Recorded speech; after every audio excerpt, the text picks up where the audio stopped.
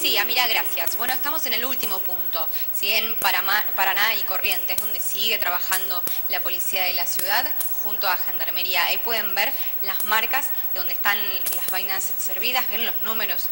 Hubo más de 40 disparos. Increíble lo que ocurrió hoy a las 14:15. Está la Gendarmería que está a cargo de realizar el peritaje porque, bueno, la policía de la ciudad estuvo involucrado en este disparo, en este tiroteo. Los vecinos, por supuesto, conmocionados. De hecho, apenas finaliza toda la secuencia, aquí a unos metros nada más termina herido en el piso uno de los delincuentes y ahí comienza una discusión también entre los vecinos que piden que no sea atendido y por otro lado otros que insultaban a la policía justamente por también continuar con el tiroteo y poner en riesgo para muchos la vida de muchas personas que estaban acá. Hablamos más temprano con el dueño de una chocolatería que nos contaba que refugió en su local a más de 12 personas que estaban en la avenida Corrientes, como cualquier día normal, pero sumándole que es la tarde. Bueno, lo decíamos más temprano, Avenida Corrientes siempre tiene muchos peatones, entonces al escuchar toda esta secuencia se asustaron y empezaron a entrar a los locales de aquí de la zona. Estamos a 3 cuadras de la joyería Corrientes y Libertad, fue ahí precisamente donde comenzó todo. Otro de los puntos fue en Talcahuano y Lavalle, donde los delincuentes impactan, terminan chocando y ahí terminan heridos también la jueza como el empleado del juzgado civil. Acá, como pueden ver, fue ya el tramo final. Sí, está la partner, donde intentaban huir, al menos uno de ellos, y a metros nada más, donde también estuvo uno de los delincuentes que resultó herido y, por supuesto, detenido.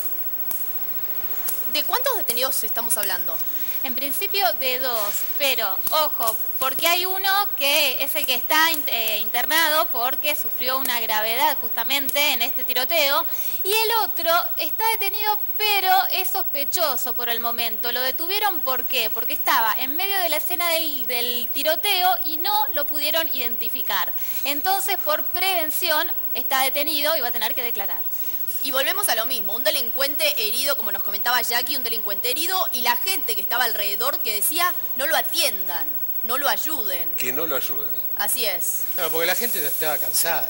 Sí, es la realidad. Realmente es esa. la realidad es que la gente está cansada de que constantemente roben y maten gente. O sea, acá... Bueno, volvemos al mismo debate de siempre. Exactamente, vamos al mismo debate. Recordar al caso los derechos Chocobar humanos también están para el lado de los delincuentes, pero no para las víctimas. Esto es a diario, esto es recurrente. Entonces la gente se cansa, se pudre y reacciona de esa manera. Exactamente, sí, es una realidad que estamos acostumbrados ya a vivir, lamentablemente. Sí, tendríamos que definir derechos humanos por ahí, ¿no? O sea, hay que resolver las palabras y definir qué es cada cosa, pero además la gente está cansada, todos estamos cansados, a nadie le gusta que le roben, a nadie le gusta que pase esto, pero tenés que resolver otras cosas también, tenés que resolver la ley, tenés que ver cómo la aplicás, tenés que ver si para uno sí y para otro no, hay un montón de factores que tenemos que resolver, no solamente, o sea, la palabra de derechos humanos es una palabra que hay que respetar y mucho hay que respetarla. Sí, porque por ejemplo el trabajo es un derecho humano. Claro, o sea, es resolver un montón de situaciones. Y la cuestión que en este momento, ante esta oleada de la opinión pública o parte de la opinión pública de buscar soluciones mágicas para temas que son delicadísimos y en los cuales uno no se puede poner, digamos, a fondo a hacer cirugía, estamos ante lo inevitable, porque de alguna manera u otra los resortes que se están pulsando desde el gobierno y desde sectores de opinión, lo decíamos en el móvil, Far West. Siguiendo la lógica esta, no atiendan a los heridos, en este caso heridos de bala. ¿Cómo, si llevamos esta lógica hacia el final, cómo sigue esto? ¿Lo dejamos ahí y dejamos que la gente lo patee? Tenés un ejemplo en la represión que hubo durante la protesta contra la reforma previsional. Hubo gente que resultó detenida por atender a otra que estaba herida. Claro, en la confusión. Pero si vos haces lo que dice la gente, entrás en un delito, que es abandono de persona. Entonces, evidentemente, no podés obrar de esa manera.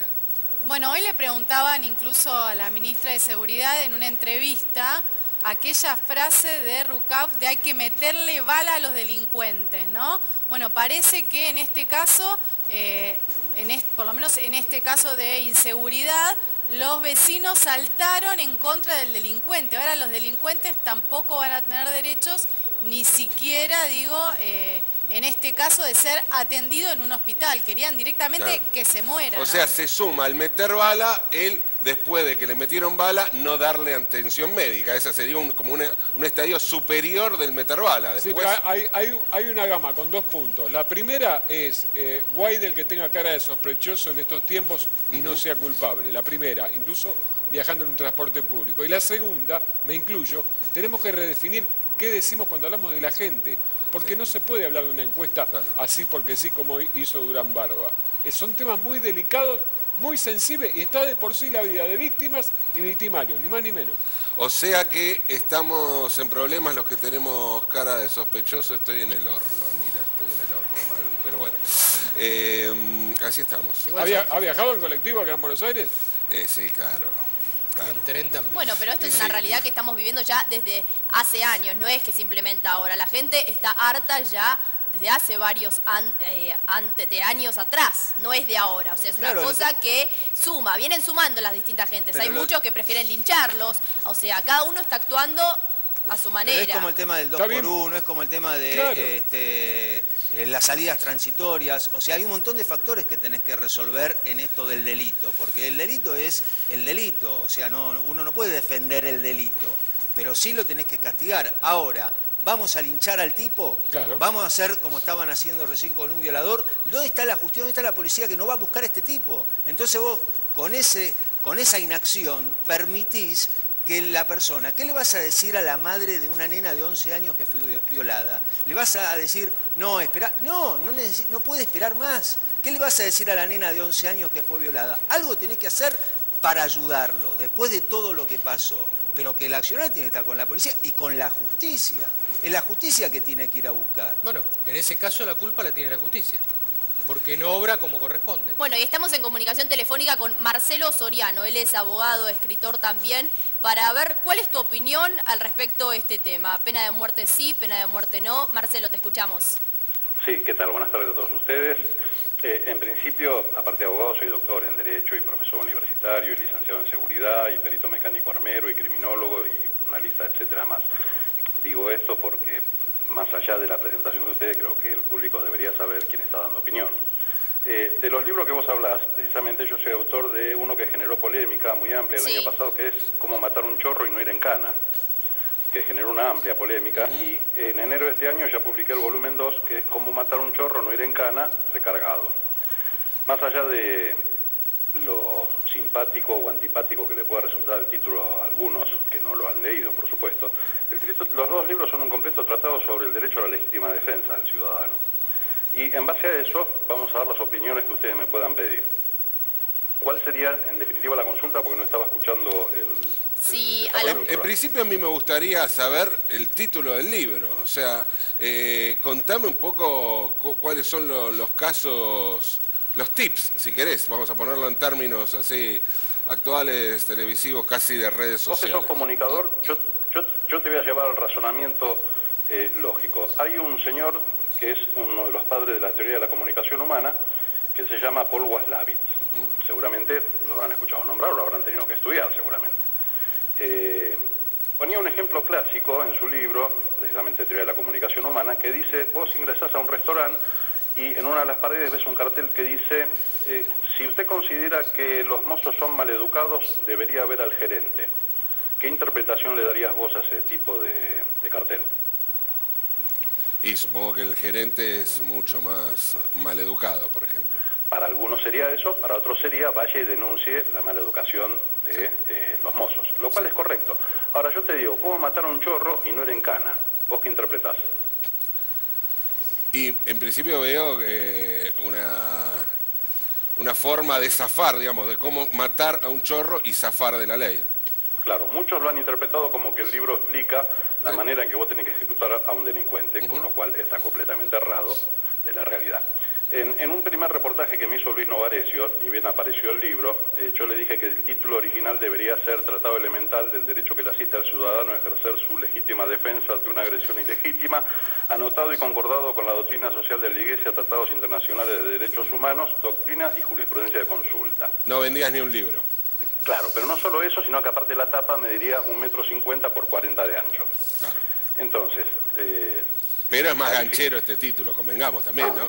Si hablamos de comunicación... Sí, y el objeto es ese.